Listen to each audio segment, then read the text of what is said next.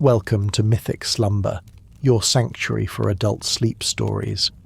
As you settle in, allow your body to soften, your breath to slow, and your thoughts to drift to distant shores. Tonight, we travel gently to the edge of the known world, where the ocean meets the sky and ancient stories move like quiet constellations above a calm sea.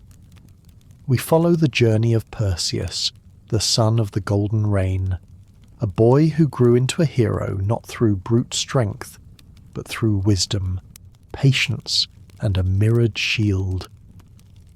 This is a story of quiet courage, of facing the unknown with a steady heart, and discovering how to stay soft in a hard world. Together, we will drift through silent gardens and along tranquil shores, tracing the peaceful flight of a boy becoming a legend. If you find rest in these ancient echoes, please subscribe to the channel and leave a gentle like. It helps our constellations guide other weary travelers home to sleep. Our story begins in the quiet dark of a bronze tower, before the hero can walk or speak, before he has ever held a sword. It begins in the stillness of the kingdom of Argos. King Perseus is a man who carries the weight of tomorrow. He's a king who looks toward the horizon with a mind that cannot find rest. He has visited the oracle, the voice of the earth that whispers from the deep cracks in the ground, and she has given him words that weigh on his heart like a heavy cloak. You will have no son, but your daughter will bear a child who will gently bring your days to a close. And so, trying to slow the turning of the world, trying to hold time in place, he locks his daughter, Danae, away. He builds a chamber of bronze and stone sunk deep into the earth, open only to the sky. He believes that if he can hide her from the world of men, he can hide from fate itself. But walls of bronze cannot keep out the sky. Walls of stone cannot keep out the light. Danae lives in this quiet solitude, watching the clouds drift by, watching the sun trace its slow golden arc across the square of blue above her. She waits. She listens to the wind. She breathes slowly, counting each breath, in and out, in and out. And one day, the sky answers. It does not come as a storm. It comes as a gentle, warm shower of gold. It is a rain that does not wet the earth but glows with a soft inner light. It falls through the roof of the chamber, filling the cool shadows with a glow that smells of summer heat and distant rain. It is Zeus, the king of the gods, taking a form that can pass through walls, the form of pure life-giving light. From this golden light, a child is born, Perseus. A baby who knows only warmth and the sound of a steady heartbeat. For a time, the secret is kept in the quiet of the tower, but the soft cries of a child are hard to hide. The king hears the sound, a small, insistent reminder that life continues no matter how thick the walls. He descends into the chamber and finds the boy. Perseus looks at the child and feels the prophecy stirring in his thoughts. Yet he cannot bring himself to harm the boy. The ancient laws of the gods are clear. To harm one's own kin is to break the sacred harmony of the world. So, the king chooses another path. He will let the sea carry them to their fate. He orders a great chest to be built. It is crafted from strong oak, bound with bands of brass. It is large enough for a mother and a child, but it is not a boat. It has no oars, no sail, no rudder. It is simply a vessel for a new beginning. Danae does not fight. She understands that the tower was a prison, but the sea is something else. The sea is vast. The sea is alive. She takes her infant son in her arms, wrapping him in a woolen cloak dyed the colour of dried saffron. She steps into the wooden chest. The lid is lowered. The light of the sun is gently cut off, replaced by the scent of sanded wood and resin. The brass locks click shut with a soft, final sound. They are carried to the edge of the shore. The men of Argos, quiet and unsure, push the heavy box into the surf. Listen to the sound, the gentle scrape of wood against wet sand. Then the soft splash as the water takes the weight. The chest bobs, tilts, and then finds its balance. The current catches it and draws it gently away. Acrisius stands on the cliff, watching the dark shape drift away until it is just a speck against the shimmering grey of the Aegean. He turns back to his palace, believing he has silenced the future. But inside the chest, there is peace. It is dark, yes, but it is the darkness of a womb, warm and close. The sea does not rage against them. Poseidon, the earth-shaker, the brother of Zeus, quiets the waves. He commands the winds to blow gently, to push the chest not down into the depths but forward, across the surface. Perseus is a baby. He knows nothing of kings or prophecies. He knows only the rhythm. Lift and fall. Lift and fall. Like breathing. Like the slow rocking of a cradle. Lift and fall. The chest becomes a cradle rocked by the hand of the ocean. The water laps against the thick oak planks, a rhythmic thrumming sound like a deep heartbeat. Thump, thump. Thump, thump. Danae holds him close. In the darkness, she can see the faint, lingering glow of his heritage, a soft golden light that seems to radiate from his skin, illuminating the grain of the wood above them. At first, she is afraid. She listens to the creaking of the timber and thinks of the deep, cold water below. But as the hours stretch into night, the fear begins to melt away, replaced by a gentle, drifting calm. The sea is lulling them. She begins to sing. Her voice is soft, absorbing into the wood, mixing with the sound of the waves. "Sleep, my baby, sleep," she whispers. "The sea is gentle and the night is peaceful and you are warm. You breathe the salt air and you dream. Let the water be quiet. Let the world be quiet. Sleep, my little golden one." And Perseus sleeps. He sleeps the deep, heavy sleep of the innocent. He does not know he is cast away. He feels only the warmth of his mother and the gentle swaying of the world. Day turns to night, and night turns to day. Inside the chest, time dissolves. There is only the motion, the drift. They are suspended between the sky and the seabed, carried by currents that flow like great invisible rivers through the ocean. They drift past islands they cannot see. They drift under stars that wheel slowly overhead, their light blocked by the heavy lid. They are a secret that the ocean is keeping safe. Finally the rhythm changes. The smooth, rolling motion of the deep water becomes a little choppier. The sound of the waves shifts from a distant hush to the softer roar of surf breaking on a shore. There is a bump, then another. The sensation of wood scraping gently against stone and sand. The chest tilts and comes to a stop. The rocking ceases. The world is still. They have grounded. Outside, the air is filled with the cry of seagulls and the smell of drying nets. They have found a new shore on the island of Seriphos. It is not a kingdom of palaces and bronze towers. It is a simple island of rock and scrub, where the wind whistles through the dry grass. Walking the beach that morning is a man named Dictys. He is a fisherman, a man of salt and patience. He is casting his net into the shallows, watching the silver flash of fish, when he sees the great wooden box caught in the seaweed. He approaches slowly, stepping carefully through the gentle foam. He sees the brass bands touched by the salt. He sees the craftsmanship, too fine for mere cargo. He lays his hand on the lid. He expects treasure, or perhaps the stillness of forgotten things. Instead, he hears a cry, a small muffled sound. Dictys prizes open the lid. The brass hinges groan, stiff with rust. The top lifts away, and suddenly the bright white light of the Mediterranean sun floods into the dark chamber. The fresh air, sharp and clean, rushes in.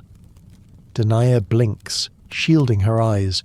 She looks up and sees not the hard face of her father, but the weathered, kind face of a stranger. A man with laugh lines around his eyes and hands rough from the ropes. Dictys looks down. He sees the woman, tired and relieved. He sees the child waking from his long slumber, his eyes catching the sunlight. He does not ask who they are. He does not ask what they have done. In the ancient world, the law of the stranger is sacred. "Come," he says gently, reaching out a hand. "The sea has brought you here. You are safe now." He helps them out of the box. Danae steps onto the solid earth, her legs trembling after days of drifting. She holds Perseus up to the wind. The chest, their wooden vessel, is left behind on the sand, its purpose fulfilled. The ocean has done its work. It has taken the boy from the prison of the tower and delivered him to the freedom of the shore. Here, in the humble house of the fisherman, amidst the smell of baking bread and mending nets, the hero will grow. The murmur of the ocean will always be in his ears, a memory of the long drift, of the darkness that did not harm him, but held him gently until he was ready for the light. This is the beginning, not with a sword, but with a cradle, not with a battle, but with a gentle rescue. Rest here for a moment. Feel the solid ground beneath you. The drift is over. You've arrived safely. And if this part of the journey brings you a little peace, please consider giving this story a gentle like, so more weary listeners can find their way to rest. Years drift by on the island of Seriphos, moving with the slow, circular rhythm of the seasons. The boy, Perseus, grows tall in the salt air. He's raised not in the marble halls of his grandfather, but in the small, sun-bleached hut of Dictys the fisherman.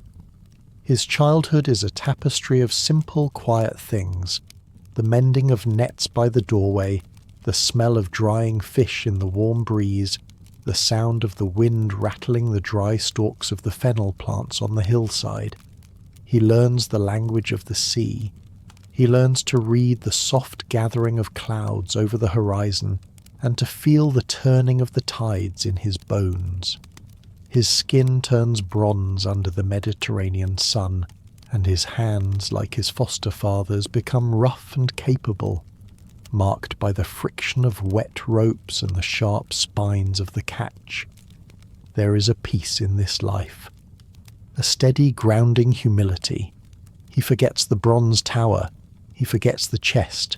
He knows only this island, this circle of blue water, and the gentle, thoughtful smile of his mother, Danae. But even in the quietest life, there are shadows. As Perseus grows into a young man, a subtle change begins to stir in the air of the island. It is not a storm from the sea, but a pressure from the land. The ruler of Seriphos is King Polydectes. He is the brother of the kind fisherman Dictys, but they are as different as the deep, peaceful ocean and the jagged, distant cliff. Polydectes is a man of appetites. He rules from a palace on the high hill, a place of stone walls and heavy tapestries far removed from the honest work of the shore. The king has turned his gaze toward Danae. It is not an open threat, at least not at first. It is a slow, unwelcome attention. It is gifts sent to the humble hut, fine oils, woven cloaks, that sit unused in the corner. It is the presence of the king's guards, standing at a distance, watching in silence. It is a shadow falling over their doorway, dimming the light. Perseus feels this shadow keenly. He is the son of Zeus, carrying the blood of the king of gods, but he has no army, no crown, and no wealth. He is a fisherman with nothing but his strength and his quiet, protective love for his mother. He stands between her and the king like a wall, calm and stubborn, but he knows that even strong walls can be worn away over time. He feels a growing restlessness, a dull ache in his chest that tells him he does not fully belong to the nets and the boats. He often stands on the cliffs at twilight, looking out at the darkening sea, feeling a pull towards something larger, something unknown. The sky softens from gold to deep blue, and the first stars appear above him like distant, patient watchers. He is a hero waiting for his story to begin, though he does not know it yet. The tension breaks not with a sword fight, but with a feast. King Polydectes announces a banquet. It is a gathering for the nobles of the island, a celebration to which the young men of Seriphos are summoned. It is a plan disguised as a party, a social web woven to catch the one thing standing in the king's way, the protective sun. Perseus attends. He climbs the hill to the palace, leaving the cool, fresh air of the beach behind. Inside the great hall, the atmosphere is thick and heavy. The air smells of roasted meats, strong wine, and the warmth of many bodies. Oil lamps burn in every corner, casting flickering amber light that dances on the walls and leaves the far edges in soft gloom. It is a world Perseus does not understand. The noise is overwhelming, a tide of loud laughter, the clatter of bronze cups, the raised voices of men trying to impress one another. He stands near the edge of the room, feeling the roughness of his simple tunic compared to the fine wool worn by the other guests. He feels the weight of his empty hands. It is the custom of such feasts for each guest to bring a gift for the king, a contribution to the royal herd. One by one, the young nobles step forward. They are the sons of landowners and merchants, wealthy and confident. "A horse," says one, bowing low, "a fine stallion from my father's stables." "A horse," says another, "swift and strong." The king smiles from his throne. He nods, accepting the tribute, his eyes scanning the room until they rest on the fisherman's son. Perseus stands alone. He has no horses. He has no gold. He has only the calluses on his palms and the quiet pride in his heart. The silence that falls over the room is sudden and sharp. The laughter fades. All eyes turn to him. Polydectes leans forward. His voice is smooth, like oil poured slowly over stone. "And you, Perseus?" the king asks. "The son of the golden rain. What gift do you bring your king? Surely someone of such high heritage has something to offer, or are you simply here to share my table?" The mockery is gentle in tone, but it stings all the same. A ripple of laughter moves through the crowd. Perseus feels the heat rising in his neck. He feels the smallness of his possessions, the limits of his position. He sees the trap closing around him. If he has no gift, he is a beggar. If he is a beggar, he has no honor. And if he has no honor, he cannot protect his mother. The room seems to tilt slightly. The smell of the wine becomes heavy. The faces of the nobles blur into a wall of watching eyes. In that moment of humiliation, the young man's pride flares up. A sudden spark of his divine father's fire. He cannot bear to be nothing. He cannot bear to stand silent. He steps forward, his voice trembling at first, then growing steady and clear, cutting through the smoky air of the hall. "I have no horse," Perseus says, "but a horse is a common gift. I will bring you something else. I will bring you a gift that no other man in this room would dare to seek." The king raises an eyebrow. "Oh? And what might that be?" Perseus hardly thinks. The words seem to rise up through him, as if spoken by fate itself. "Name it," Perseus says. Ask for anything, and I will bring it to you, even the head of the Gorgon." The room falls quiet. The Gorgon, Medusa. It is a name used to frighten children. It is a creature so dangerous that to look upon her face is to be turned to stone. She lives at the edge of the world, surrounded by silent statues that were once living men. To promise such a thing is to step into a story from which there is no easy return. But Polydectes smiles. It is a small, satisfied smile. He has what he wanted. He does not need to send guards or draw a sword. The boy has just bound himself to a perilous road. "A bold promise," the king says softly. "Let it be so. Do not return to this island, Perseus, until you hold the head of Medusa in your hands. If you come back without it, you will find no welcome here, and your mother will stand alone." The snare is set. Perseus stands there for a moment, the echo of his own words ringing in his ears. He realizes, with a slow, sinking sensation in his chest, what he has done. He has traded his quiet life for a distant, uncertain quest. He has traded the safety of the nets for a journey into the unknown. He turns and walks out of the hall. Leaving the palace is like waking from a strange dream. He steps out into the cool night air. The noise of the banquet softens behind him, replaced by the chirping of crickets, the faint murmur of voices from distant houses, and the steady, soothing shushing of the sea below. He walks down the hill, away from the village, away from the hut where his mother sleeps. He cannot go to her now. He cannot yet tell her what he has done. He walks to the far side of the island, to a quiet stretch of beach where the cliffs rise high and dark against the stars. He sits on a piece of driftwood, putting his head in his hands. The rush of the feast drains away, leaving him tired and still. He's just a young man. He has no weapons. He has no ship. He does not even know exactly where the Gorgon lives. He knows only that she is somewhere in the west, beyond the sun, in a land of long shadows.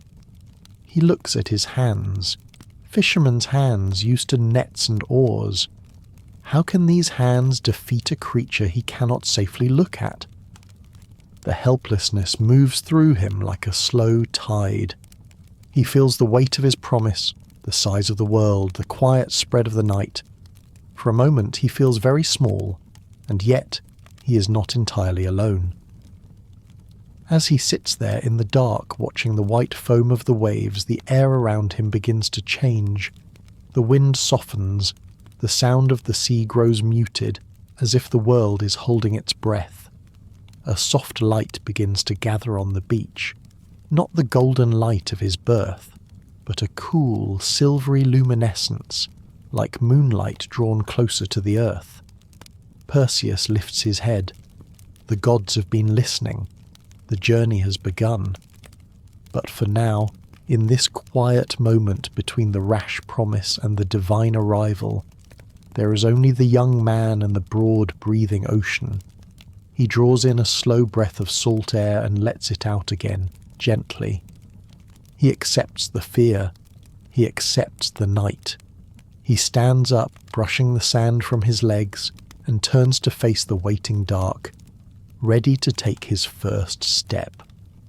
As you rest here with him on this starlit shore, feeling the soft pull of the tide and the calm of the night, if this story keeps you company and helps you unwind, please consider subscribing to Mythic Slumber so you can return to many more gentle journeys like this one whenever you need to drift towards sleep.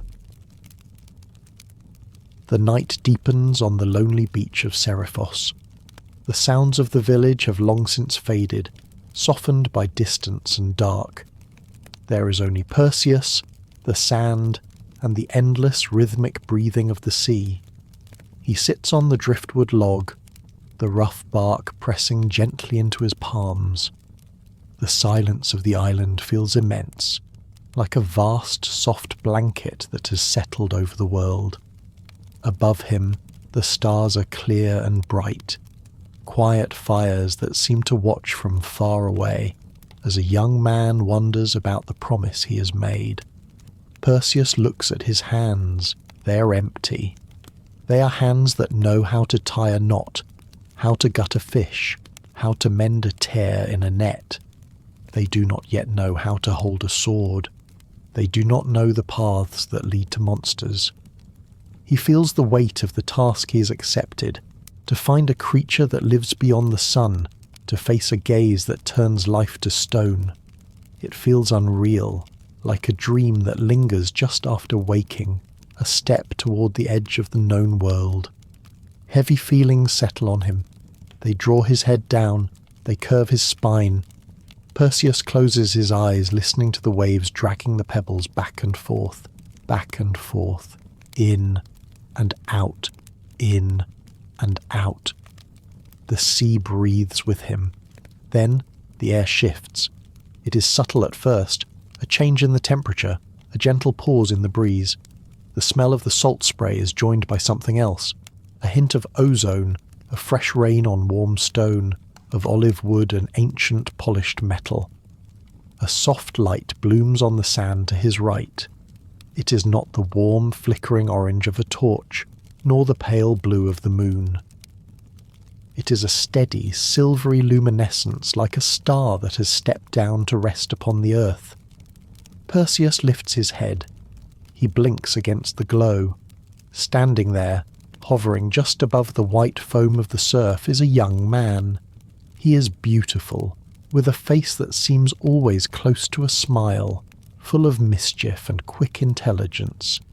He wears a wide-brimmed traveller's hat, and in his hand he holds a golden staff entwined with white ribbons that seem to move of their own accord. But it is his feet that catch the eye. On his ankles are sandals of intricate gold, and from the heels sprout small, fluttering wings, beating softly against the air like the wings of a hummingbird. It is Hermes, the messenger, the wayfinder, the god of travellers and crossings, of roads and safe passage. Perseus starts to rise, his heart quickening, but Hermes raises a hand, a gesture of easy, calming peace. "Sit, cousin," Hermes says. His voice is light and clear, like water flowing over smooth stones. It is a voice that makes the heaviness in Perseus's chest feel suddenly lighter. "The night is long, and you look like a man who has lost his way before he has even taken the first step." Perseus stares at him. "I have made a promise," he whispers, the words dry in his mouth. "A bold promise. I have promised to bring the king the head of the Gorgon." Hermes nods, his eyes twinkling. "I know. The gods listen, Perseus. We hear the boasts of kings, and we hear the quiet thoughts of fishermen. It was a daring thing to say, risky, but the gods have a fondness for the bold." He steps closer, his winged feet making no sound on the sand. "You cannot do this alone," Hermes says gently. "You're strong, yes. You're the son of Zeus. But strength is not enough against the Gorgon. You cannot push back the dark with your hands alone. You need tools. You need gifts." Hermes reaches into the folds of his tunic. He pulls out a sword. But it is not a sword like the rusted iron blades of the island guards. It is a harp, a sickle sword, curved like the crescent moon. It is made of adamantine, the diamond-hard metal of the gods, a material that does not break, does not rust, and does not dull. It glows with a faint inner blue light. Hermes offers it, hilt first. Perseus reaches out. His hand trembles slightly as he touches the hilt. It fits his grip perfectly, as if it were made for his palm alone. It is surprisingly light, balanced and precise. It feels cool to the touch, like a piece of frozen starlight. "This will cut through what seems impossible," Hermes says. "It will part the unbreakable. Keep it close." Perseus holds the sword, feeling a quiet current of new strength flow up his arm. But Hermes is not finished. He looks past Perseus, toward the shadows of the cliffs. "I am not the only one who listened," Hermes says. Perseus turns. Standing in the shadow, tall and still, is a woman. She does not float. She stands firmly on the earth, grounded and immense. She wears a long grey robe that seems to shift like smoke. On her head is a high helmet, pushed back to reveal her face. Her eyes are grey, the colour of the sea on a thoughtful day, the colour of wisdom that has seen the rise and fall of ages. It is Athena, the grey-eyed one, the goddess of wisdom and war. She does not smile like Hermes. Her expression is calm, serene, and deeply focused. She walks toward him, and the very air seems to sharpen around her, gaining clarity and purpose. "Perseus," she says. Her voice is low and resonant, a sound that asks for stillness and attention. "You have the weapon, but a weapon is nothing if you do not know how to see." She holds out her arm. In her hand is a shield. It is a masterpiece of divine craftsmanship. It is made of polished bronze, beaten smooth until it is flawless. It is round and substantial, glowing with a deep, warm sheen. But its surface is the true marvel. It is polished to such perfection that it is more than a shield. It is a mirror.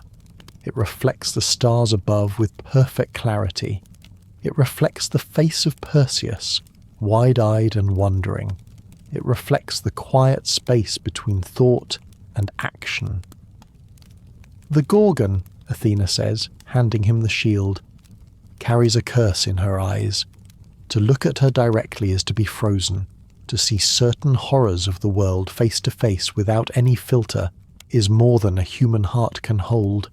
It hardens the spirit. Perseus watches the reflection. The curved bronze reveals the slow, rhythmic rise and fall of her chest.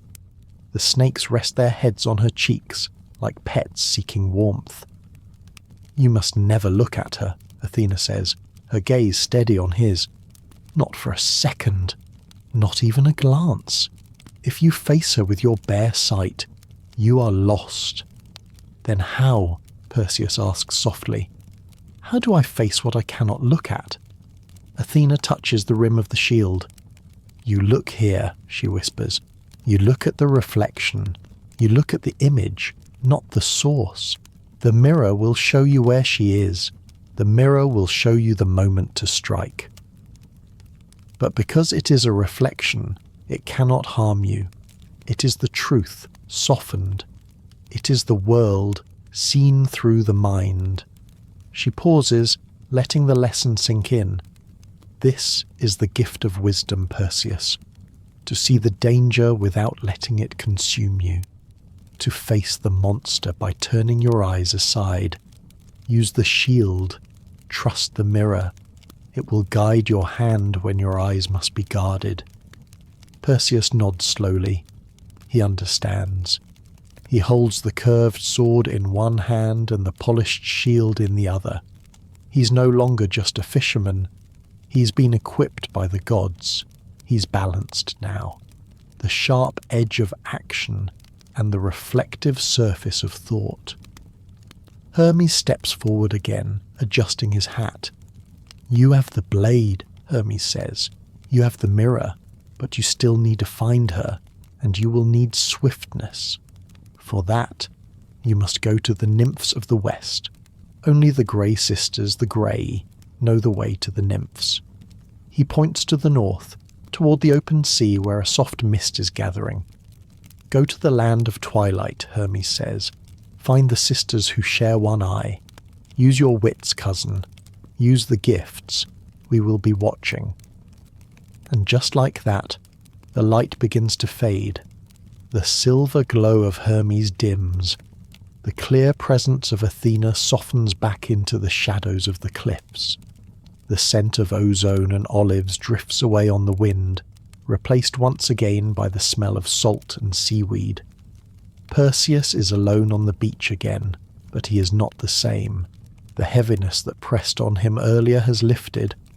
In its place is a calm, steady resolve. He looks down at the items in his hands. The sword gleams with a faint otherworldly blue. The shield captures the reflection of the moon, holding it steady in the bronze. He slides the sword into his belt. He slings the shield over his shoulder, feeling its reassuring weight against his back. He turns his face to the north. The ocean stretches out before him, dark and vast, a quiet road of water leading into the unknown. He does not know exactly what lies ahead: the grey hags, the hidden garden, the distant island. But he knows he is not stepping into the dark empty-handed.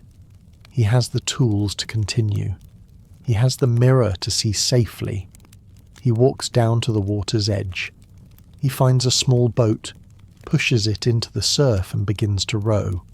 The rhythm of the oars dips into the calm water. Splash, glide, splash, glide, like a heartbeat, like breathing. He moves away from Seriphos, away from the sleeping king and his mother's hut, rowing steadily toward the edge of the map. The hero's journey has begun, guided by the whisper of winged sandals and the wisdom of a bronze reflection. Rest now, knowing that even when the path feels difficult, help can arrive quietly, in still moments like this. You're supported, you're guided. The way is opening before you. The boat glides further north, pushing beyond the familiar blue waters of the Aegean. Perseus rows with a steady, almost hypnotic rhythm. Pull and glide, pull and glide.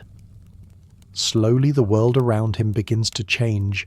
The bright, hard sunlight of the Mediterranean softens, then fades.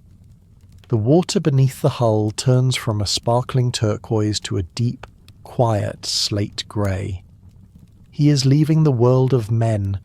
He is entering the borderlands of the map, the place where the known geography dissolves into the dream time of the gods. The air grows cool against his skin, carrying a scent of damp earth and old stone.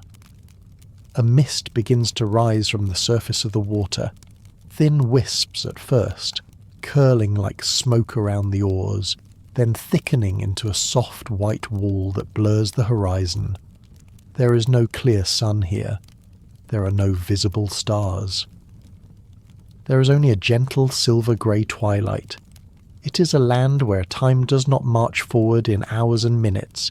It simply hangs, suspended in a long, quiet exhale. The boat grounds softly on a shore of dark pebbles. The sound is hushed, instantly absorbed by the fog. Perseus steps out. He pulls his cloak a little tighter around his shoulders against the damp chill. He checks the sword at his hip and the shield on his back. He is prepared, but he moves with care, each step unhurried. Hermes had told him, "Find the sisters who share one eye." They hold the map. He walks inland. The ground is soft and mossy, muffling his footsteps. Twisted trees loom out of the mist, their branches pale and bare, reaching out like still, frozen fingers. There is no birdsong here. No wind stirs the branches. The silence is deep, gentle, and very old. It is the silence of a library at midnight or a temple long at rest. After walking for what feels like hours in this timeless place, he hears a sound. It is a low, murmuring chant, a rhythmic whispering that drifts through the fog. It sounds like dry leaves brushing together or old pages turning. Perseus moves forward, slipping from the shelter of one grey boulder to another. He peers through the mist. There, sitting on a low ridge of weathered stone, are three figures. The Grey sisters. They are not monsters in the way a lion or a wolf is a monster. They are simply old. They were born old, emerging into the world with grey hair and wrinkled skin, skipping youth entirely to dwell in this gentle winter of life. They sit close together, their robes the colour of ash and dust. Blending almost perfectly with the stone around them, they are blind. Their eye sockets are empty, soft shadows in their pale faces. They sway slightly as they sit humming their ancient wordless song. But they are not helpless. Perseus watches, holding his breath. He notices a movement between them. One sister raises her hand. In her palm rests an object that glows with a faint pulsing light. It is an eye, a single, living eye, iridescent and sharp. She lifts it carefully to her empty socket. Her posture changes. She straightens. She sees. She looks out into the mist, scanning the hidden horizon with a gaze that has watched the world for ages. "I see the mist," she croaks, her voice like thin parchment being folded. "I see the stone." She holds the sight for a moment, taking in the shapes and shadows around her. Then, with slow care, she reaches up, plucks the eye from her face and passes it to the sister beside her. "Your turn, sister," she whispers. The second sister takes it. She presses it into place with a soft sigh of relief. Now she sees. Now she is the watcher. It is a ritual, a rhythm. See, pass, wait. See, pass, wait. They share this single spark of vision, passing it back and forth in an endless cycle. It is their most precious possession, the thread that connects them to the world outside their own thoughts. Perseus understands. This is the moment Hermes spoke of. He does not need to fight them. He does not need to draw the curved sword of adamantine. He only needs to step into their pattern and guide it in a new direction. He creeps closer. He is quiet, a shadow moving through the mist. He waits for the exchange. He watches the first sister take the eye out. He watches her hand move slowly through the air, reaching for the open palm of the third sister. The hand extends, the fingers open. For a brief, weightless moment, the eye hangs in the space between them. Perseus moves. He does not strike. He simply steps into the gap. His hand, quick and precise, intercepts the pass. He catches the eye. It is warm in his palm, humming softly with a strange, living energy. He steps back, letting the fog fold around him like a curtain. The third sister waits. Her hand is open. Her fingers twitch. "Sister," she whispers, "where is it?" "I am waiting." "I gave it to you," the first sister says. "I passed it." "I do not have it," the third sister replies, her voice beginning to tremble. "It is not here. Do not tease me, sister." "The dark feels heavy today." "I am not teasing," the first murmurs gently. "I let go. It is gone." A ripple of unease moves through them. They begin to pat the ground, their hands moving over the cool stones, searching for the missing light. Their humming stops. The quiet of the island is filled with their soft, anxious whispers. "Lost," they murmur. "Lost in the mist. We are blind. We are alone." Perseus steps forward. He speaks calmly, his voice steady in the damp air. "It is not lost," he says. The sisters go still. They turn their heads toward the sound of his voice. 3 sightless faces turn to him in the twilight. "Who is there?" one hisses softly. "A stranger. A thief. A man." "I have the eye," Perseus says, still calm. "It is safe in my hand." "Give it back," they cry, reaching out with thin, trembling arms. "Give it to us." "We cannot bear the dark." "I will give it back," Perseus promises. "I do not wish to leave you in darkness, but first I ask for a trade, a fair exchange, sight for knowledge." The sisters lean together, whispering. They are unsettled, but they are also ancient. They understand the weight of bargains. "What do you want, stranger?" the middle sister asks. "I seek the nymphs of the west," Perseus says. "I need the winged sandals, the cap of darkness, and the magic bag. Tell me where to find the nymphs, and the eye is yours again." The sisters hesitate. The location of the nymphs is a carefully kept secret, but the darkness feels very close without the eye. The silence feels too wide. "The west," the first sister whispers at last. "Go to the garden where the sun sets. Go beyond the ocean river. Follow the scent of the golden apples," the second adds, her voice soft and distant. "Look for the place where the evening star touches the sea," the third finishes. "That is where they dance. That is where they keep the treasures." Perseus nods. He holds the words gently in his mind, committing them to memory. The garden of the west, the evening star. "Thank you," he says. He steps forward. He does not throw the eye or drop it carelessly. He lowers it carefully into the waiting hand of the first sister. Her fingers close around it at once, holding it as tightly as a sailor holds a rope in a strong current. A soft sigh of relief passes through all three of them, like a breeze. She lifts it to her face. She blinks. She sees. "He is gone," she murmurs, and he is. Perseus has already slipped back into the mist. He has what he needs. He leaves the grey sisters to their gentle twilight, to their patient, endless sharing of the light. He walks back to his boat. The air feels lighter now. The weight of not knowing has eased. He has a direction. He pushes the boat from the dark pebbles and steps in.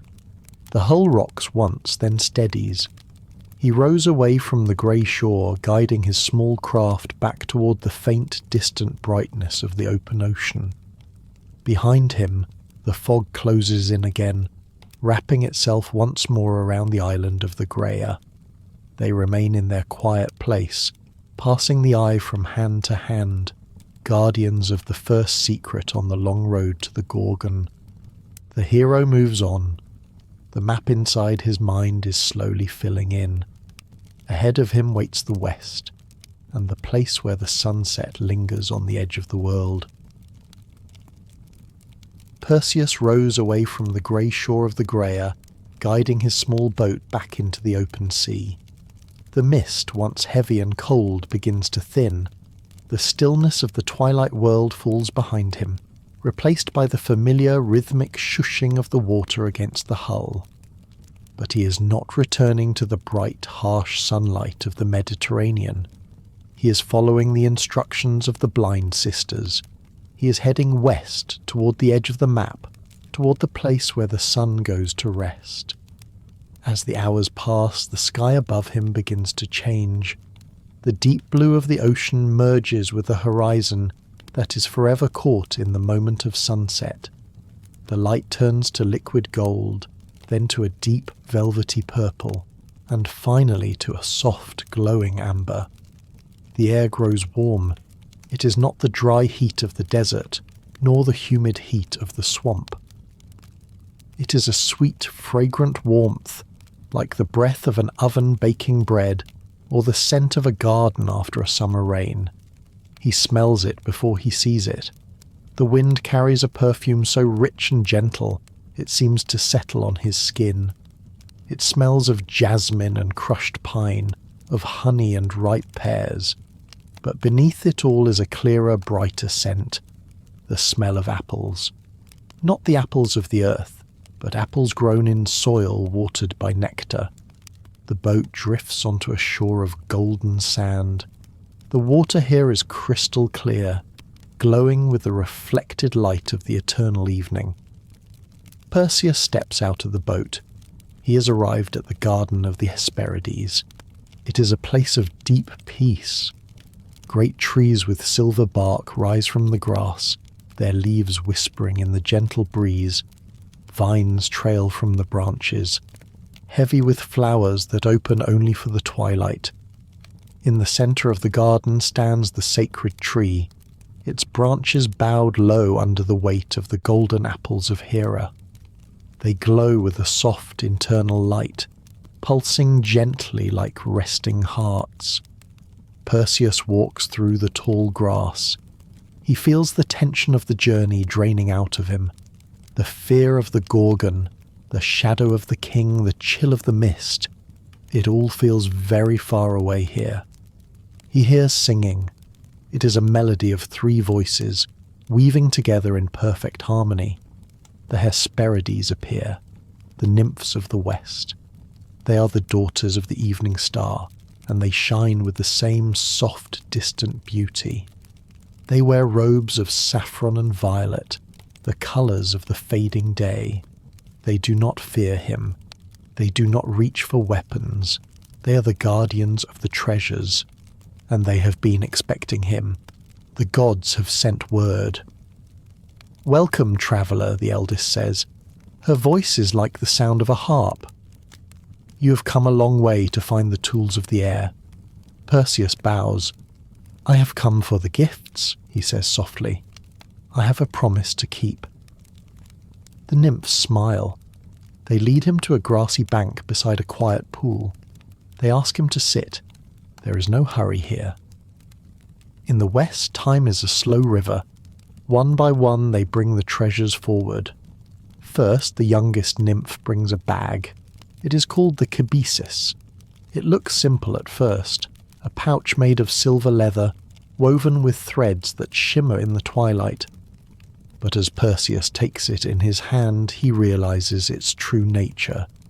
The leather is soft as silk, but tough as dragon scale. "This is no ordinary sack," the nymph whispers. "It can hold the weight of a mountain or the lightness of a feather. It will stretch to contain whatever you place inside, and yet it will never burden you. It holds not just the object, but the power within it." Perseus ties the silver bag to his belt. He thinks of what he must place inside it, the head that can turn the world to stone. The bag feels cool against his hip, a promise of safety and containment. Next, the second nymph approaches. She carries something dark in her hands. It is a cap, a helm, but it is not made of bronze or iron. It seems to be made of shadow itself, stitched together from the fabric of the deepest night. It softens the light around it, creating a small pocket of gentle darkness in the golden air of the garden. This is the helm of darkness. It belongs to Hades, the king of the underworld. To face the monster, the nymph says, you must sometimes step aside.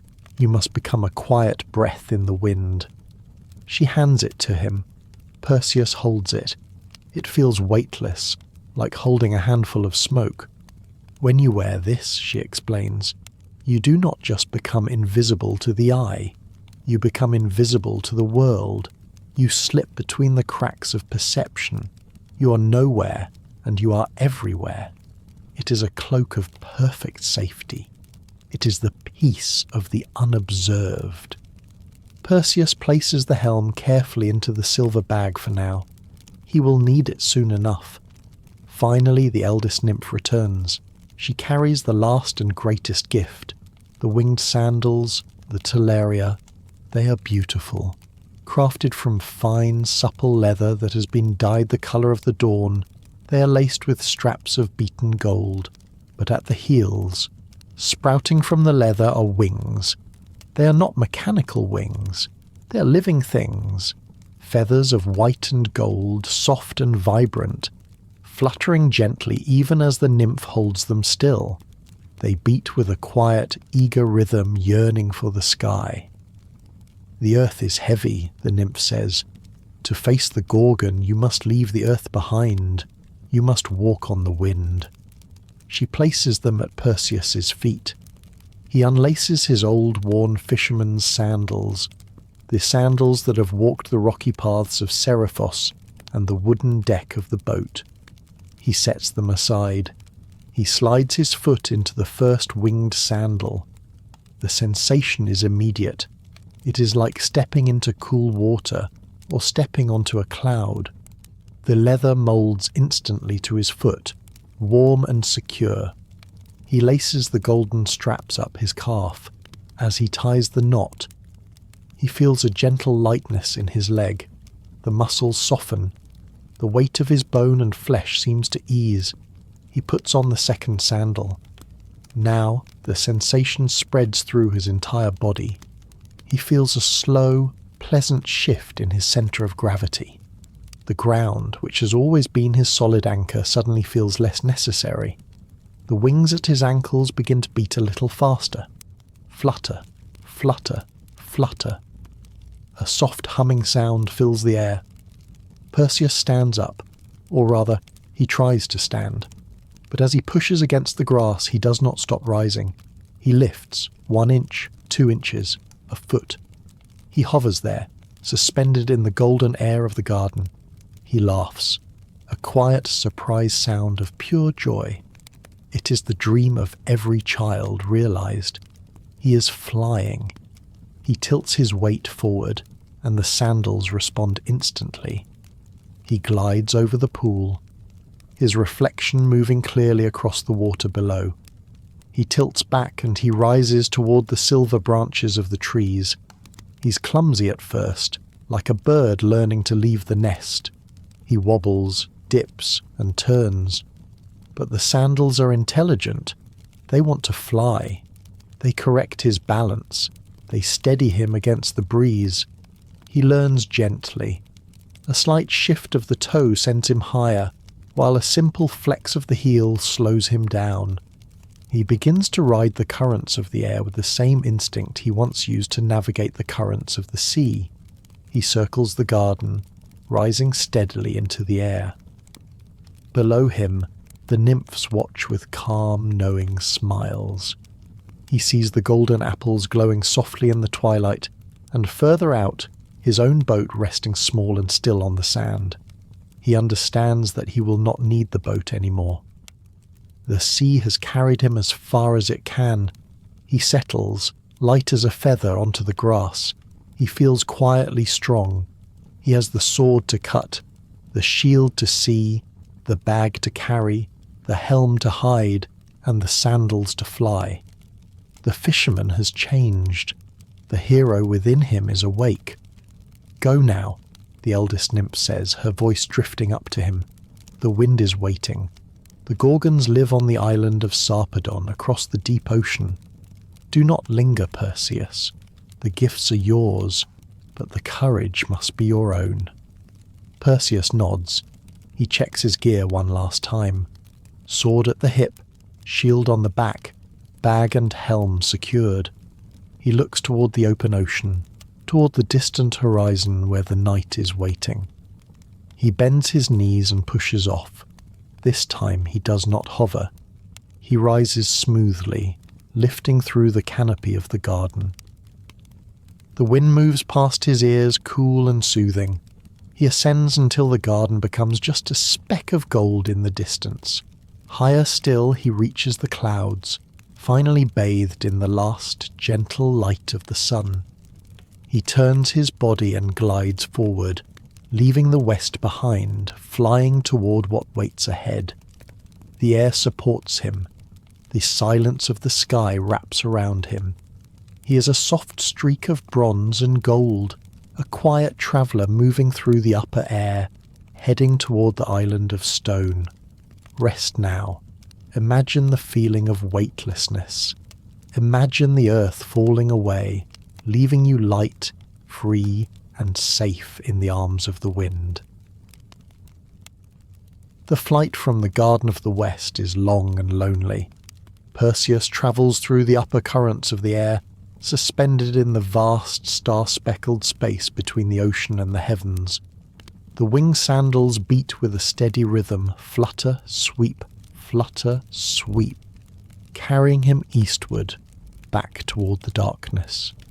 The golden light of the sunset fades behind him, gently absorbed by the approaching night. He is a single, quiet spark moving through the deep blue velvet of the sky. Below him, the world is asleep. The ocean is a sheet of black glass reflecting the constellations above. There are no ships here. No whales breach the surface. This is the forbidden sea, the waters that wash softly against the edges of the nightmare. As the hours stretch on, the air begins to change. The sweet, warm perfume of the Hesperides is gone. In its place comes a scent that is dry and cool, the smell of dust, of old stone, and of a silence so deep it feels like a gentle weight resting against the eardrums. Perseus sees it on the horizon, the island of Sarpedon. It does not look like the other islands he has known. It has no green forests, no white sandy beaches, no inviting harbours. It rises from the dark water like a jagged tooth of grey slate. It is a stark, lonely rock, shaped by the wind and bleached by a sun that never seems to fully warm its surface. He slows his descent. The wings at his ankles change their pitch, fluttering rapidly to lower him gently through the gloom. He does not land on the high cliffs, nor on the exposed beaches. He lands softly in a valley near the centre of the island, a place sheltered by high walls of twisted rock. His feet touch the ground. The soil is hard and dry. He stands still, listening.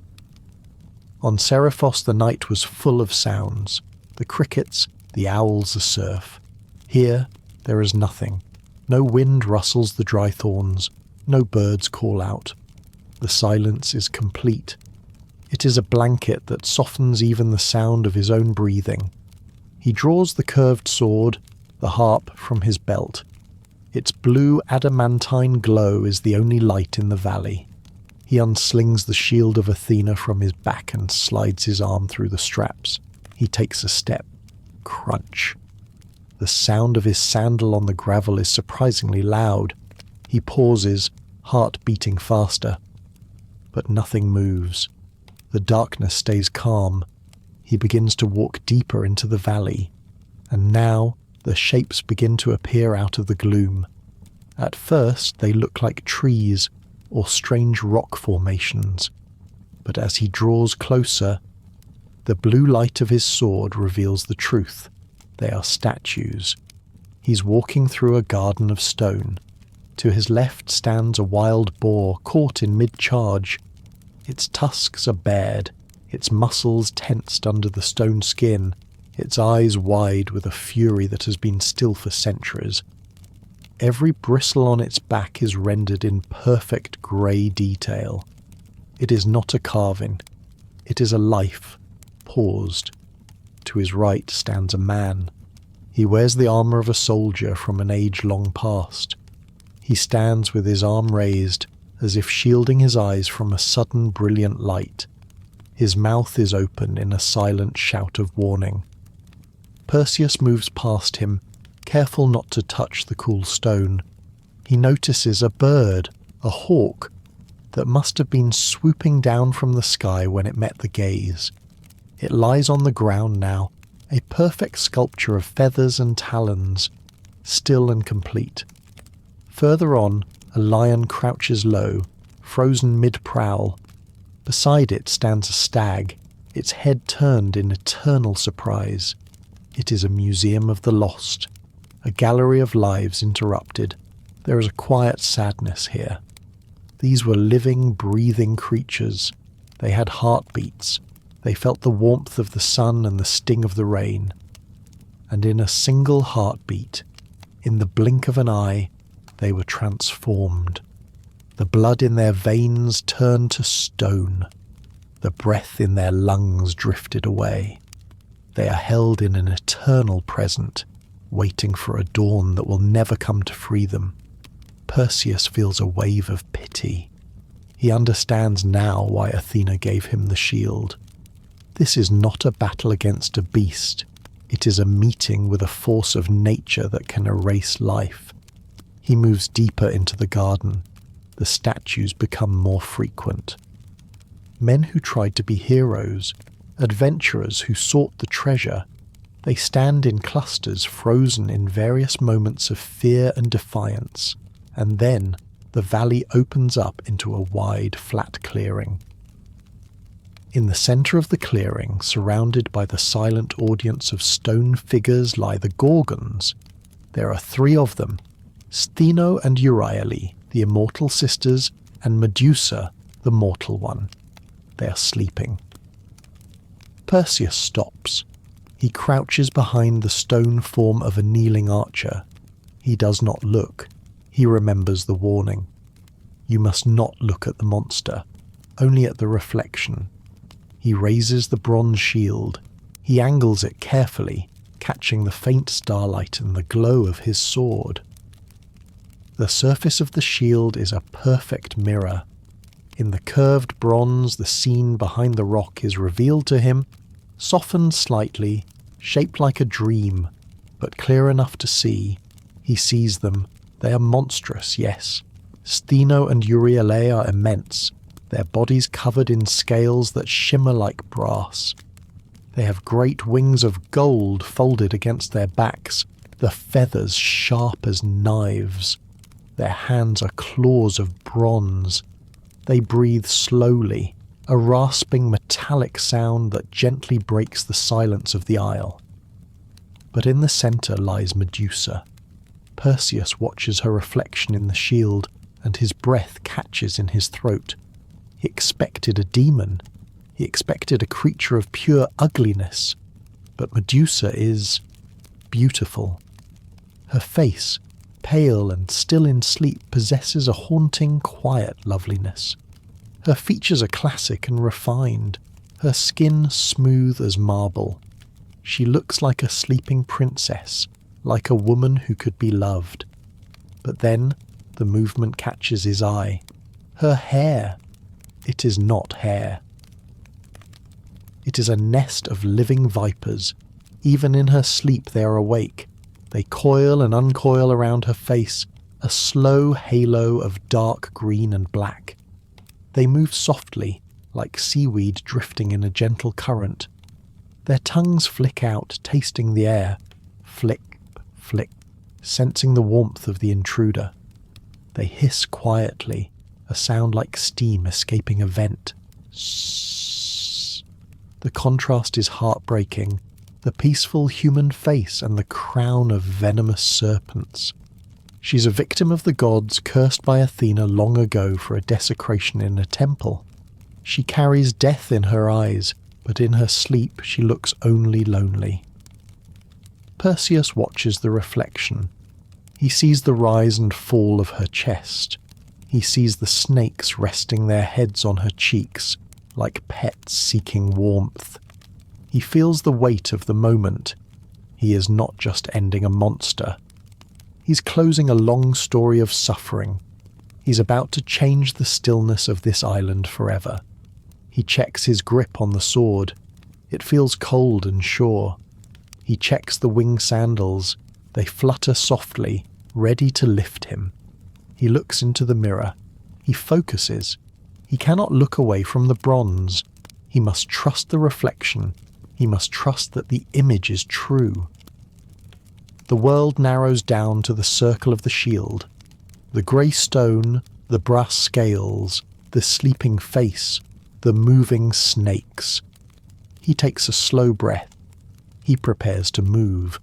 The quiet of the isle seems to deepen, as if the earth itself knows what is coming. The wind holds its breath. The statues stand in their silent watching. Perseus rises from his crouch. He does not walk. He lets the sandals lift him. He hovers inches above the ground, soft as a shadow. Drifting toward the sleeping sisters, he glides through the air, guided only by the image in the mirror. He is a ghost moving through a garden, a hero sliding toward his task with his eyes wide open, looking the other way. Drawing closer, the hissing grows a little louder. The scent of the Gorgons, a faint smell of copper and old musk, reaches him. He is above her now. He looks down into the shield. He sees her neck, pale and exposed. He raises the sword. Rest here for a moment. In the quiet before the strike. In the stillness of the stone garden. The hero is poised. The monster sleeps. and for now, everything is balanced and unmoving, held gently in this single, waiting breath. Perseus hovers in the air, suspended by the gentle rhythmic beating of the wing sandals. Flutter, hold, flutter, hold. A shadow drifts above the still forms. Below him, the stone ground of the island is cold and hard, a quiet graveyard of silence. But in the bronze circle of Athena's shield, the world is alive with a hidden, waiting energy. His gaze remains fixed solely on the metal. The reflection is curved, warping the image slightly at the edges, turning the terrifying reality into something that looks like a painting or a distant memory. The bronze reveals the sleeping face of Medusa, framed by the slow, coiling movement of the vipers. The snakes sense he is there. Though blind to the light, they feel the warmth of the blood. They taste the disturbance in the air. In the mirror, the serpents lift their heads.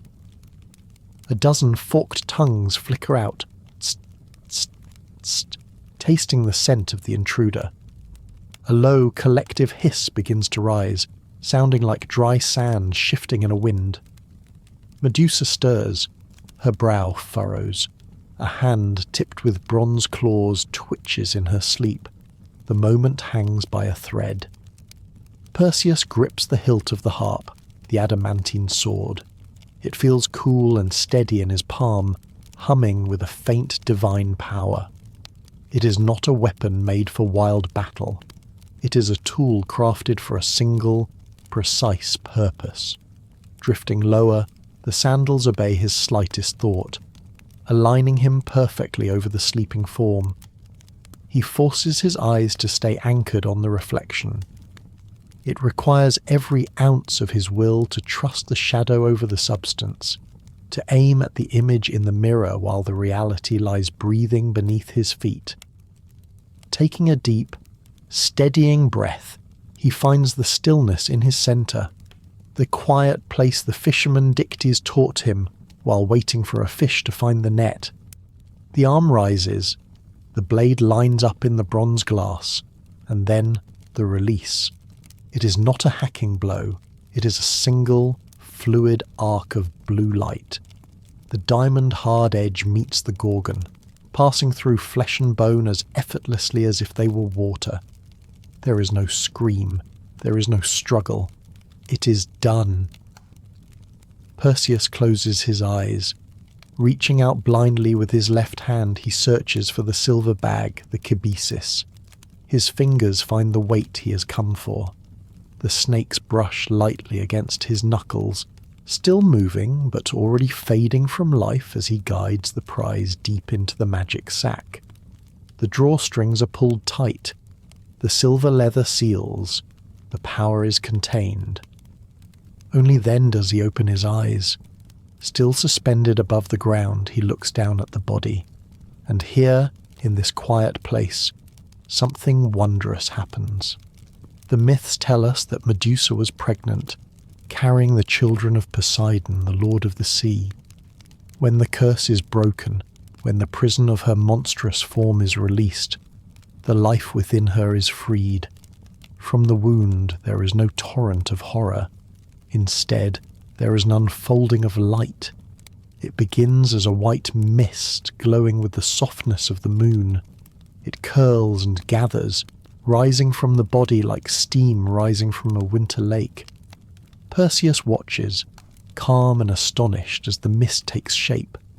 First, a golden figure emerges.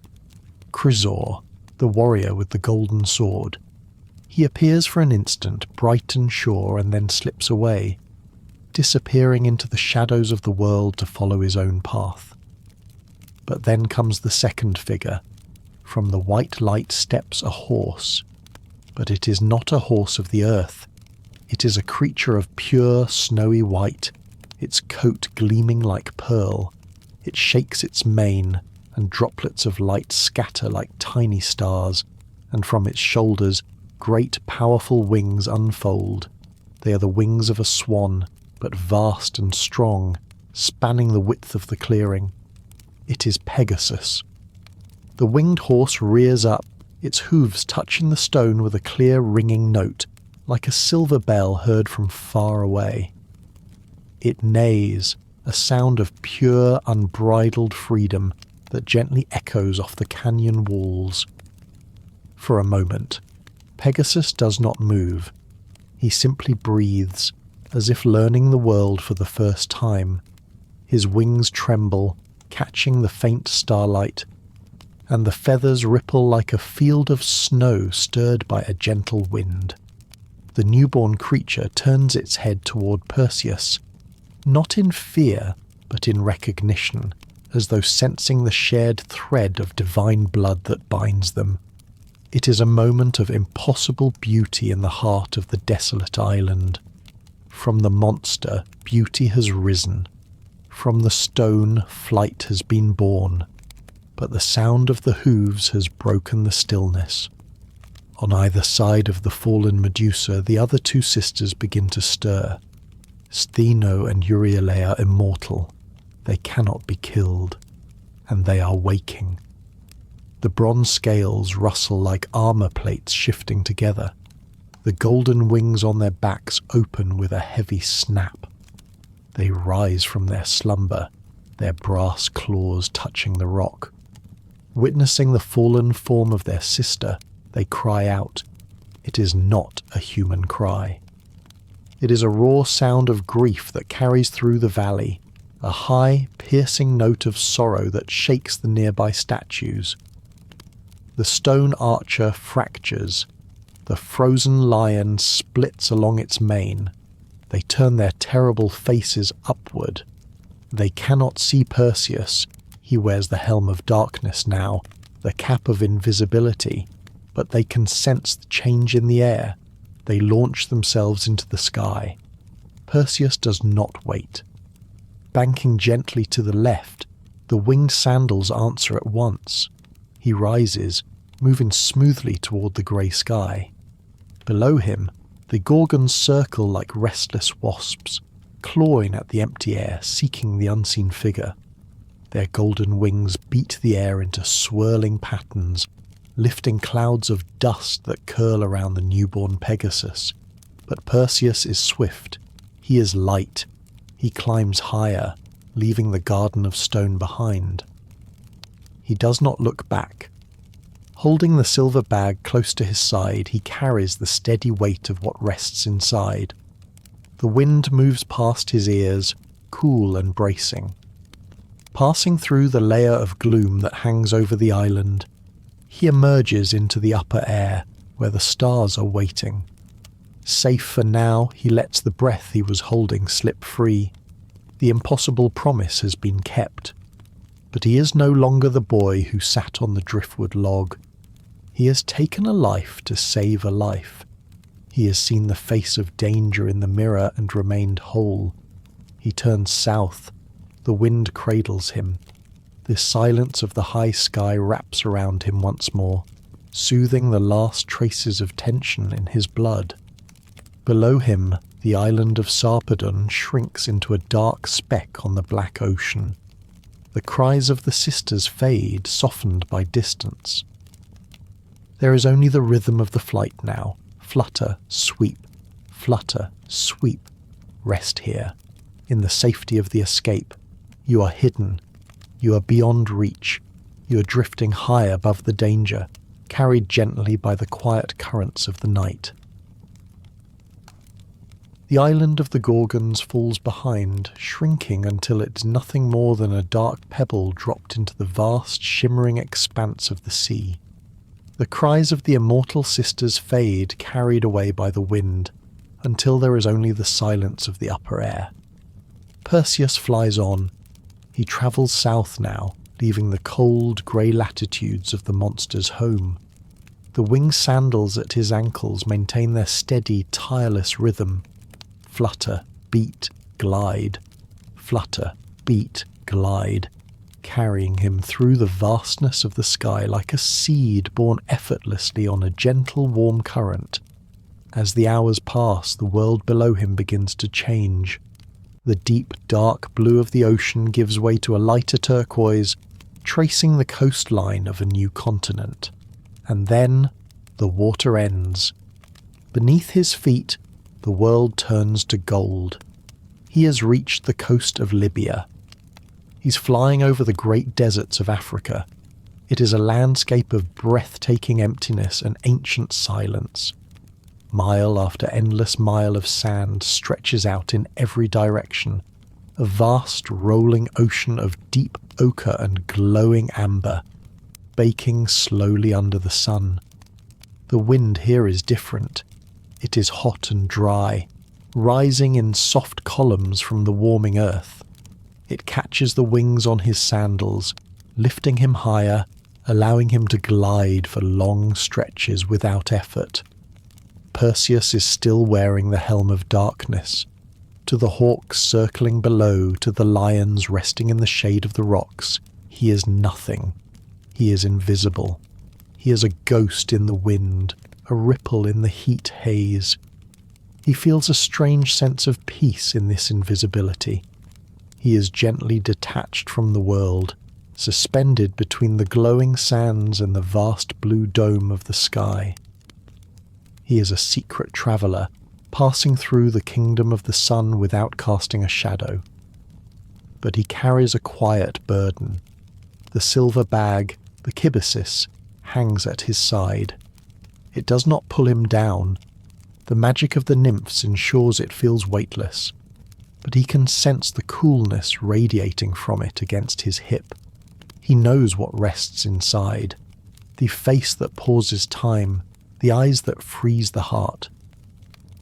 As he flies, the bag shifts softly with the rhythm of his flight, and though the silver leather is woven tight, the power of the Gorgon is hard to fully contain.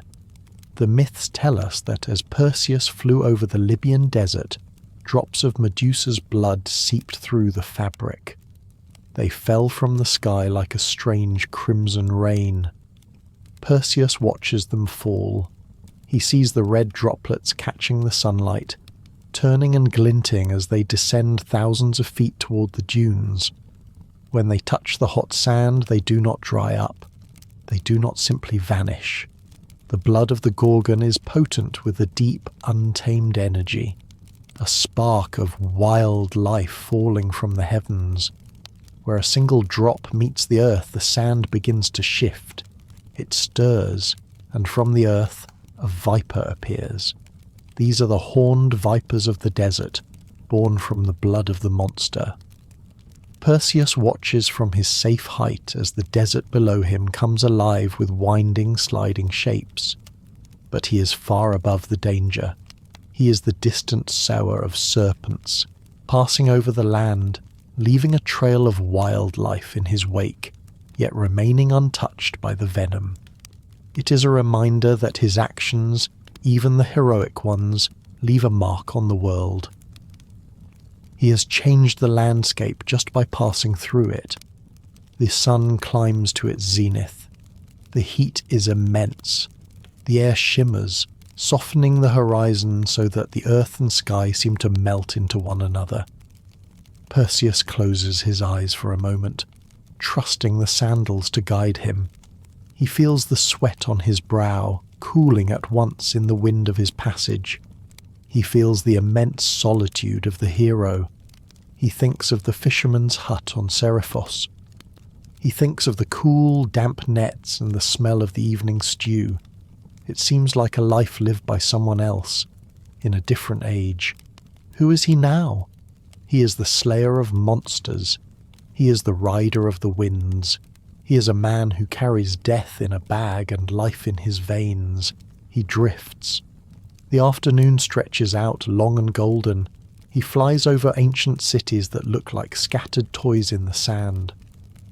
He flies over oasis pools that glitter like emeralds. He flies over caravans of camels moving slowly step by step across the dunes. The people below do not look up. They do not know that the son of Zeus is passing overhead. They feel only a sudden gust of wind, a brief soothing breath of coolness, and wonder where the breeze came from. As the day begins to wane, the light changes again.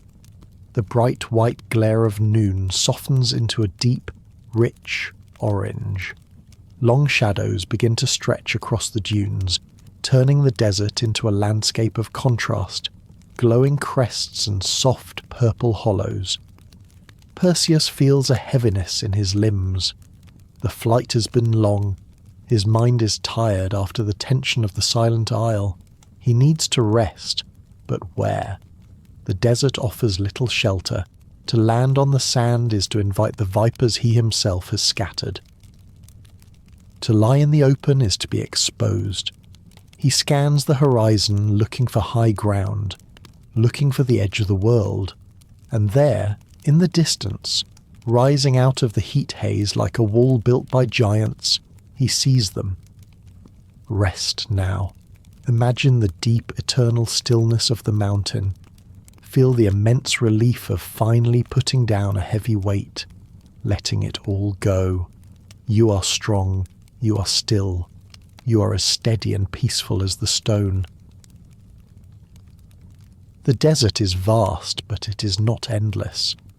As Perseus flies westward, escaping the heat of the Libyan sands, the golden dunes begin to give way to broken earth. The ground rises, crumpling into foothills of jagged slate and grey limestone. The air, once shimmering with heat, grows thin and wonderfully cool. It chills the sweat on his brow, brushing gently against his exposed skin like a soothing cold hand.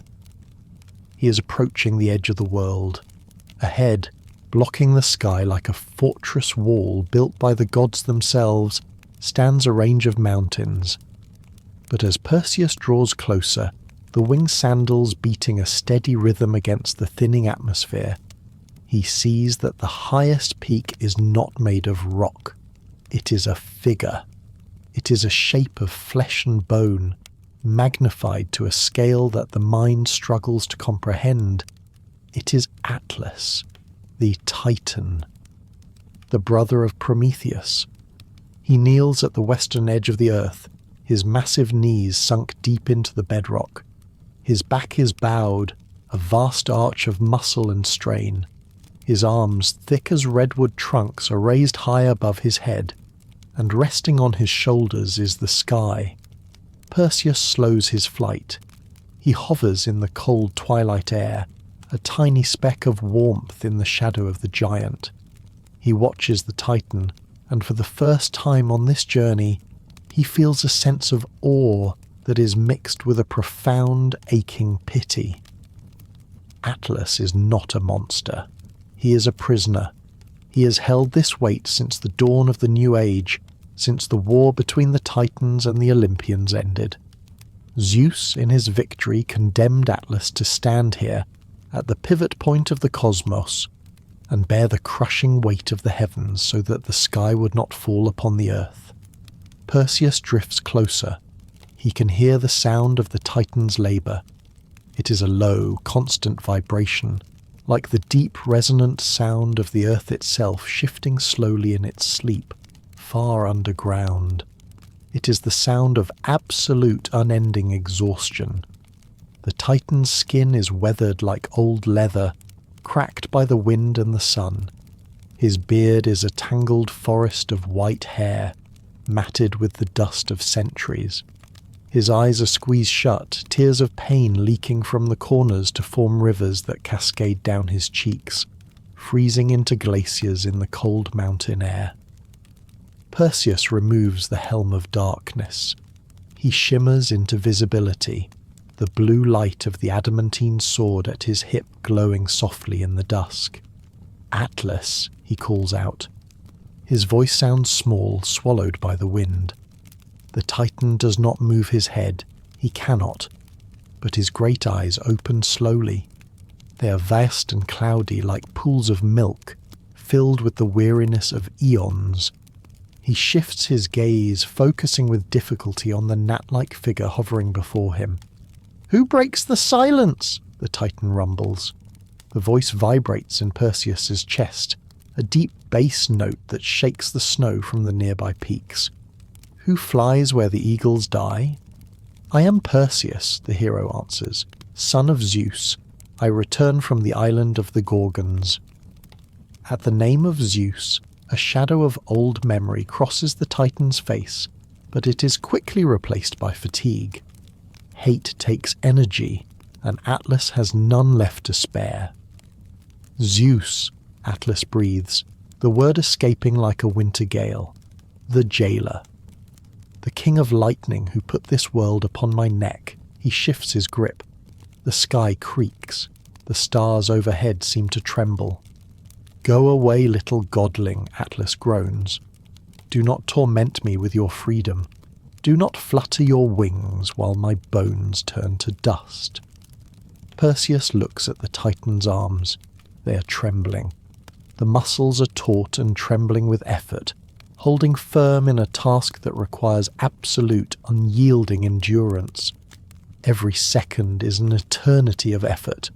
Every breath is a slow, heavy testament to the immense, infinite weight of the universe resting above. I do not come to torment, Perseus says gently. I come with a burden of my own. He taps the silver bag at his side. I carry the head of Medusa. Atlas freezes. The trembling stops for a heartbeat. The cloudy eyes widen, and a strange light enters them. It is not fear. It is hunger. It is a desperate, terrible hope. The Gorgon, Atlas whispers, she who brings the end of movement, she who turns the living to stone. The same, Perseus says. Atlas looks at him, and the longing on his face is heartbreaking to witness. Stone, the Titan murmurs. The word sounds like a prayer. Stone feels no pain. Stone has no muscles to tear. Stone does not weep. Stone rests. The Titan takes a jagged breath. Boy, he says, his voice cracking. Hero, do you have mercy in that mortal heart? Or are you cruel like your father? I am not my father, Perseus says. Then give me the gift, Atlas begs. Use the prize. I cannot put this burden down. If I let go, the world ends. But if I change, if I become the mountain, the weight will remain. But the suffering will end. He looks at Perseus with a vulnerability that belies his size. Make me stone, Perseus. End my watch. Perseus floats in the silence. He understands the request. It is not death the Titan seeks, but permanence. He wants to become strong enough to bear the burden forever, without the pain of flesh. Are you ready? Perseus asks softly. I have been ready for 1,000 years, Atlas replies. Show me the face of peace. Perseus nods. He drifts back, giving the Titan space. He reaches into the cabesis, the silver bag. He can feel the coldness of the snakes against his fingers. Close your eyes no more, Atlas, Perseus whispers. Look, and rest. He turns his own face away, squeezing his eyes shut. With a swift motion, he pulls the head of Medusa from the bag and holds it high in the twilight air. Facing the Titan, the eyes of the Gorgon are dead, but the curse lives on. The pale, terrible gaze falls upon the Titan. Atlas looks. He stares directly into the face of the monster, and the magic takes hold. It is not violent. It is a quiet, sweeping change, like the shadow of a cloud passing over a valley. It begins at the feet. The Titan's toes, dug deep into the earth, turn grey. The flesh knits together, hardening, fusing with the bedrock. The transformation races up his massive legs. The veins, pulsing with ichor, turn into seams of quartz and white marble. The skin turns to slate. The relief on Atlas's face is instantaneous. As the stone creeps up his thighs and his torso, the trembling stops. The trembling muscles finally settle, relaxing into heavy, solid, unyielding granite. The wave of grey reaches his chest. The heavy, labouring lungs turn to caverns. The beating heart becomes the silent core of the mountain. It reaches his shoulders. The arms, so tired, so heavy, turn into soaring pillars of rock. They lock into place, holding the sky with a strength that will never falter, never tire, never break. Finally it reaches the face. The expression of agony smooths out. The lines of pain are erased. The mouth sets in a line of eternal calm. The eyes turn to milky quartz, seeing nothing but eternal peace. The hair and beard become forests of dark pine and cedar. The tears on his cheeks become permanent waterfalls frozen in ice. In a heartbeat, the Titan is gone. In his place stands the great range of the Atlas Mountains. Perseus slips the head back into the bag and pulls the strings tight. He turns to look. The mountain stands silent against the stars. The sky rests securely on the jagged peaks. There is no more groaning, no more shaking. The wind blows through the trees that were once hair, singing a soft whistling song. The silence is profound. It is the silence of a burden finally shared with the earth. Perseus hovers there for a long moment, paying his respects. He has granted the Titan the only freedom possible, the freedom from feeling. "Rest well," he whispers to the rock. He turns south again. The wing sandals beat their steady rhythm, carrying him away from the high peaks, back toward the coast, back toward the world of men. He leaves the mountain to its eternal duty, holding up the heavens in a long, unbroken slumber. Rest now. Imagine the strength of the mountain. Imagine the feeling of your own burdens turning into stone, grounded, solid, and no longer something you have to carry actively. You're supported, you are still, you are safe. The hero flies on, leaving the silent mountain of Atlas behind to hold up the sky. He travels east now, carried by the tireless beating of the golden wings, crossing the vast, arid stretches of Africa until the desert finally meets the sea again.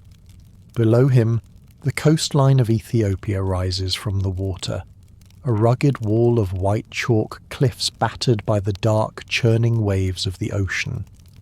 Perseus slows his flight. He senses a disturbance in the rhythm of the world. The sea here feels deeply awake, the water swirling and churning with a strange, heavy, rhythmic energy. He looks down. There, against the stark whiteness of the cliff, he sees a figure. It is a girl, Andromeda. She stands on a ledge of rock just above the reach of the spraying surf. Her arms are spread wide, her wrists bound to the stone by heavy iron chains. She wears a simple white tunic that flutters in the sea breeze, making her look fragile against the immense dark backdrop of the cliff. She does not struggle. She does not scream. She stands with her head bowed, a figure of quiet resignation, waiting for the tide. She is a sacrifice. Her mother, Queen Cassiopeia, boasted that her beauty rivaled the nymphs of the sea, and in their anger the gods sent a monster, Cetus, to ravage the coast. To save the kingdom, the princess was offered to the waves. Perseus descends. He removes the helm of darkness, shimmering into visibility like a cloud parting to reveal the sun. He hovers before her, the winged sandals humming softly. Andromeda lifts her head. She sees not a monster, but a young man floating in the air, holding a shield of polished bronze and a sword of blue diamond. For a moment, she thinks she is dreaming, but then the deep water begins to rise. Far out in the bay, a massive ancient shape slowly breaks the surface, pushing the ocean aside. Cetus. It is not merely a beast, it is a moving mountain of scales and brine, a creature of the deep trenches. It releases a deep, resonant sound like the ocean floor shifting in the dark and glides with unstoppable weight toward the cliff. Perseus does not hesitate. He does not feel fear. He has faced the gaze that stops time. A beast of flesh and blood holds no terror for him. He shoots upward, banking high into the sun. He dives. He's a streak of gold falling from the sky. The sea monster rears up, snapping its great jaws at the girl, blocking out the light. But Perseus is faster. He does not use the head of Medusa here. He wants to save the girl, not turn her to stone. He uses the gift of Hermes. He lands on the monster's back. The winged sandals find purchase on the wet scales. He guides the adamantine sword downward with precision. The encounter is swift and seamless. It is a dance of air meeting water.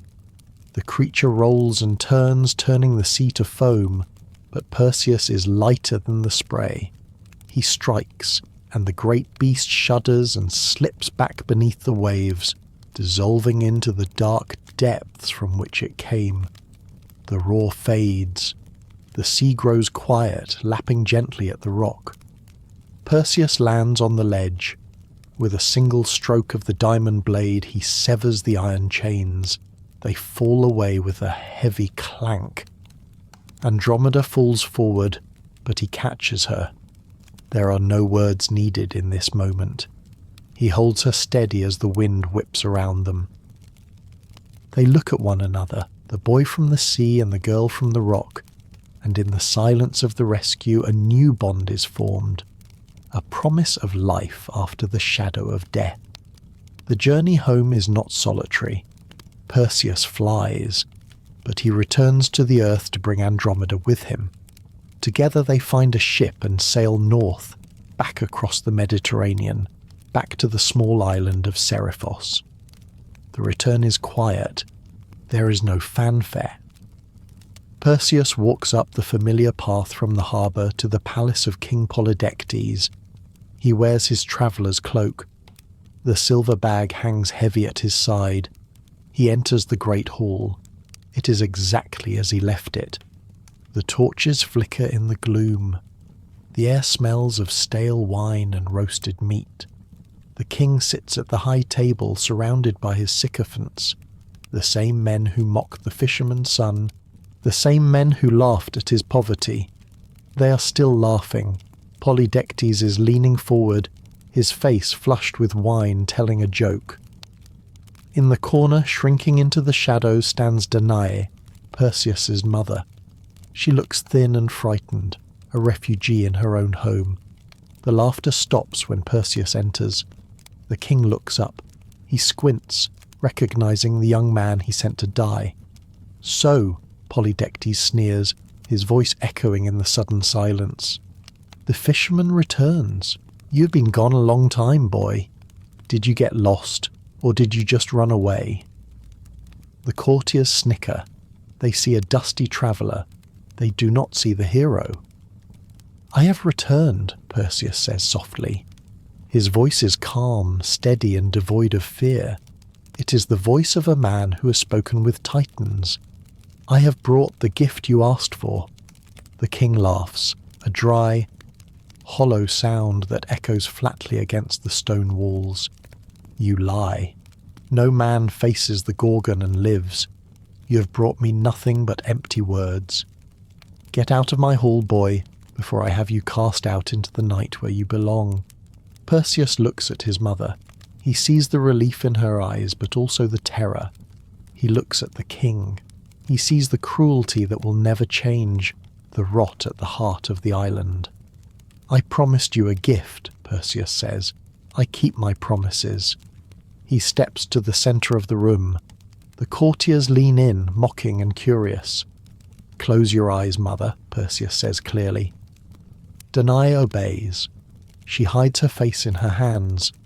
Perseus reaches into the kibisis. He does not look at the king. He looks at the floor, at the stone flags he once scrubbed as a servant. "You wish to see the face of power," Perseus whispers. "Look." He pulls the head from the bag and holds it high. Polydectes rises from his throne to shout an order. He opens his mouth. He looks, and the shout never comes. The silence that sweeps through the room is absolute. It spreads like frost across a window pane. The king goes instantly still. His skin turns to grey marble. His wine cup, half raised, turns to quartz. The expression on his face settles, becoming a permanent, rigid carving of silence. The courtiers turning to look are caught in mid-motion. Their laughter is trapped in throats of granite. Their reaching hands become heavy stone.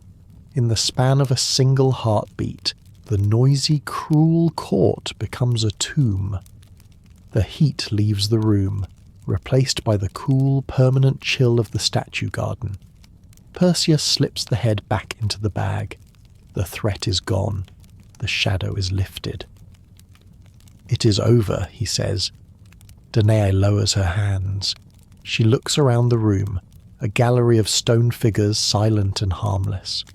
She runs to her son and he holds her, the silver bag swinging gently between them. The king stands on his throne, a monument to his own greed, forever silent.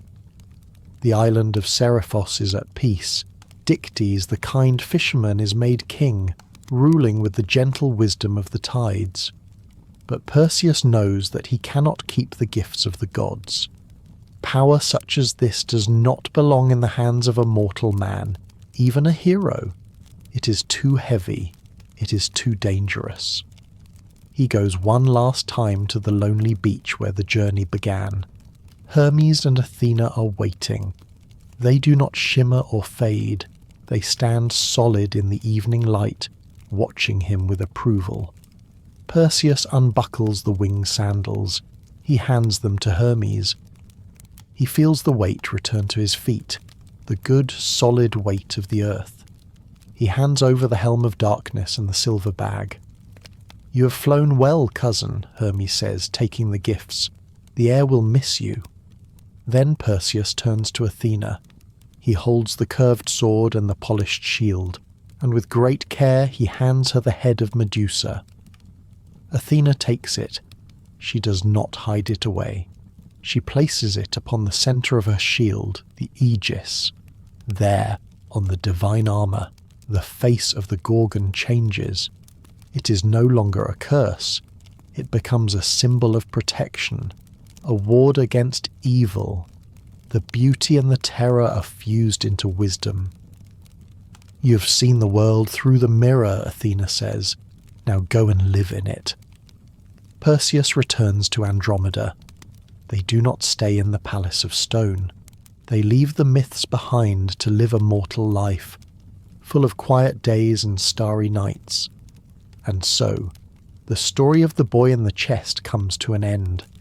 The monsters are sleeping. The Stone King is silent. The winged horse, Pegasus, has flown to Mount Olympus to carry the thunderbolts of Zeus. Perseus and Andromeda lived long, happy lives, but eventually even heroes must rest. The gods who loved them did not let them fade into the dark earth. Instead, they placed them in the sky. If you look up on a clear, dark night, look to the north, you will see them there, resting gently against the deep velvet darkness of the eternal night. You will see Perseus, raising his arm. You will see Andromeda, arms outstretched, shining beside him.